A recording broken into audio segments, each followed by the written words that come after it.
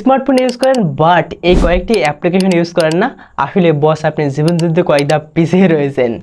আজকের ভিডিওতে মেইনলি আমরা ইউজফুল পাঁচটি অ্যাপ্লিকেশন নিয়ে কথা বলবো। হ্যাঁ, পাঁচটির বাইরে আমরা 6টি নিয়ে কথা বলবো, যেগুলো কিনা অবশ্যই ইউজফুল অ্যাপ্লিকেশন। হ্যাঁ, সেই সাথে বস আপনার বাসায় যদি ছোটো ছোটো বাচ্চা থেকে থাকে তাদেরকে মূলত আপনি টেক কেয়ার করতে পারবেন এই কয়েকটা অ্যাপ্লিকেশনের মাধ্যমে। আসলে কিন্তু প্রত্যেকটা অ্যাপ্লিকেশন কাজের, যেমন শুরুতে ইমেজ টু পিডিএফ কনভার্টার, এইটার মাধ্যমে যে কোনো ইমেজকে আপনি চাইলে খুব সহজেই কিন্তু পিডিএফে কনভার্ট করতে পারবেন। অনেক সময় হয় না যে তাৎক্ষণিকভাবে যে কাউকে পিডিএফ করার প্রয়োজন পড়ে, অনেক সময় কম্পিউটার ইউজ করা হয়তো অনেকে, বাট এবারে আপনি চাইলে কিন্তু স্মার্টফোনের মাধ্যমে এই অ্যাপটার মাধ্যমেই যে কোনো ইমেজ পিডিএফে কনভার্ট করতে পারতেছেন। এছাড়াও এই অ্যাপের অসংখ্য সুবিধা রয়েছে, যেমন টেক্সট টু পিডিএফ করতে পারতেছেন, অর্থাৎ যে কোনো লেখা পিডিএফে কনভার্ট করে যে কাউকে পাঠাইতে পারতেছেন। এছাড়াও আরও অনেক ধরনের সুবিধা রয়েছে। ওয়াটারমার্ক অ্যাড করা যাবে, আপনি চাইলে আপনার পছন্দের নেমটুকু এখানে আপনার ইমেজে ইউজ করতে পারতেছেন। আবার এছাড়াও দেখলাম স্ক্রিন পিডিএফও করা যাবে, আবার যে কোনো পিডিএফ আনলকও করা যাবে এটার মাধ্যমে। এবারে প্লাস পয়েন্ট, ওই যে শুরুতে বললাম না, হ্যাঁ এই অ্যাপটারও কিন্তু সেম কাজ, বাট এখানে একটু ডিফারেন্ট রয়েছে। হ্যাঁ, যেটা হচ্ছে যে কোনো পিডিএফ তো আপনি যে কোনো পিকচার থেকে পিডিএফ তো কনভার্ট করতে পারতেছেন, তারই পাশাপাশি লক সিস্টেম কিন্তু এখানে রয়েছে। হ্যাঁ, লক করে যে কাউকে পাঠাইতে পারতেছেন, যতক্ষণ পর্যন্ত না সেই বান্দা পাসওয়ার্ড না দিচ্ছে ততক্ষণ পর্যন্ত কিন্তু কখনো আপনার পিডিএফটা ওপেন করতে পারবে না। এটা একটা স্পেশাল ব্যাপার এই অ্যাপের। হ্যাঁ, এটার নাম হচ্ছে ইমেজ টু পিডিএফ মেকার, আগেরটা কিন্তু ছিল কনভার্টার। তো লোগোগুলো একটু ভালোভাবে দেখে নেবেন। তো এই কাজটা করার জন্য আপনি অ্যাপে চলে যাবেন, শুরুতে যা যা পারমিশন দেওয়া লাগবে আপনি ওইগুলো দিয়ে দিলেন। দেন এবার আপনি যে কোনো একটা ইমেজ সিলেক্ট করে দিলেন। সেমভাবে দেখতে পারবেন কর্নারে 3 ডট মেনু, এখান থেকে আপনি কিন্তু সবার নিচে এই যে পাসওয়ার্ড নামে একটা অপশন দেখতে পাচ্ছেন, এখান থেকে কিন্তু আপনার ইচ্ছে মতো একটা পাসওয়ার্ড সিলেক্ট করতে পারবেন যদি আপনি চান। যেমন আমি এখান থেকে দিলাম 1 2 3 4। সো এখন যদি আমি ইমেজ টু পিডিএফে কনভার্ট করি তাহলে এখানে কিন্তু বাড়তিভাবে পাসওয়ার্ডও যুক্ত হয়ে যাবে। সো এখন আমি চাইলে কিন্তু এখান থেকে যে কাউকে শেয়ার করতে পারবো, হোয়াটসঅ্যাপ, মেসেঞ্জার, আদারওয়াইজ যে কোনো অ্যাকাউন্টে, সোশ্যাল অ্যাকাউন্টে শেয়ার করতে পারবেন।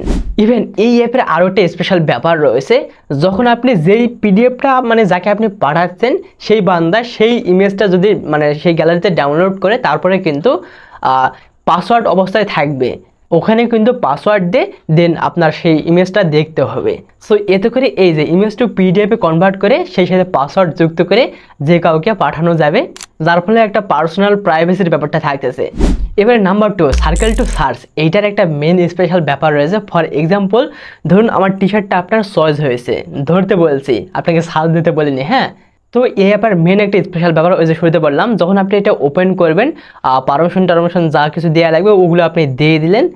দেন এ ধরনের একটা আইকন দেখতে পারবেন, যখন আপনি এই আইকনে টাচ করে দেবেন আমার ভিডিও থেকে একটা স্ক্রিনশট নিয়ে নিলেন, তো সেই স্ক্রিনশটের উপর জাস্ট আপনি এই যে আমার টি শার্টের উপর সার্চটা সার্কেল করে দেবেন, তাহলে কিন্তু আমার টি শার্টের যাবতীয় বায়ো ডিটেলস বলে দেবে। আমার টি শার্টের কয়টা ভেরিয়েন্ট রয়েছে, অ্যান্ড কত সালে উৎপন্ন করা হয়েছে, কত সালে তৈরি করা হয়েছে, কয়টা কালার ভেরিয়েন্ট রয়েছে, সেই সাথে দাম কত, অ্যান্ড সব কিছু কিন্তু বায়ো ডিটেলস বলে দেবে। এটা কিন্তু একটা স্পেশাল ব্যাপার, তাই না? হ্যাঁ, এই সকল ফিচার্সগুলো কিন্তু স্যামসাংয়ের একদম সেই হাই লেভেলের স্মার্টফোনগুলোতে রয়েছে, বাট আপনি কিন্তু কম টাকার অ্যান্ড সেই সাথে কম দামের স্মার্টফোনগুলোতেই এইসব ফিচার্স ইউজ করতে পারতেছেন এই অ্যাপটার মাধ্যমে। হ্যাঁ, এতে করে কিন্তু যে কোনো অজানা ব্যাপার স্যাপারগুলো আপনি কিন্তু খুব সহজে সার্চ করতে পারতেছেন। হ্যাঁ, অনেক সময় হয় না যে আপনি কোনো কিছু জানেন না অ্যান্ড সেগুলোকে কিন্তু সার্চ করতে পারতেছেন। এবার নাম্বার 3, আল্ট্রালক, এই অ্যাপটার মাধ্যমে কিন্তু আপনার স্মার্টফোনে থাকা সকল ধরনের অ্যাপকে লক করে রাখতে পারতেছেন।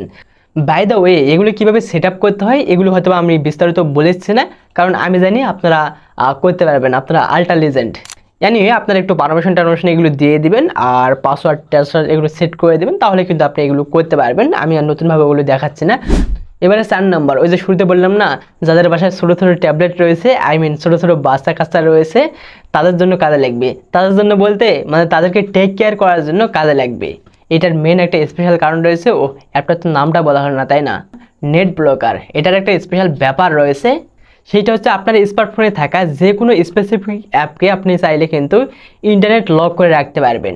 অনেক সময় হয় না, ছোটো বাচ্চা থাকতে পারে আপনার বাসায়, যে সকল অ্যাপ আপনি চাচ্ছেন আপনার বাচ্চাটি না দেখুক, আপনি চাইলে কিন্তু সেই সকল অ্যাপকে ইন্টারনেট লক করে রাখতে পারবেন।